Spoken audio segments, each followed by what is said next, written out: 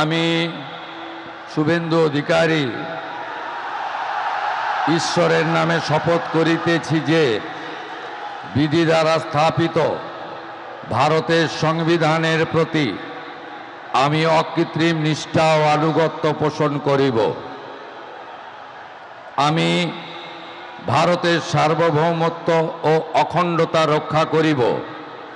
পশ্চিমবঙ্গ রাজ্যের মুখ্যমন্ত্রী রূপে আমার কর্তব্যসমূহ নিষ্ঠাপূর্বক এবং বিবেকসম্মতভাবে নির্বাহ করিব এবং ভয় বা পক্ষপাত, প্রীতি বা বিদ্বেষ রহিত হইয়া সকল শ্রেণীর জনগণের প্রতি সংবিধান ও বিধি অনুসারে ন্যায় আচরণ করিব।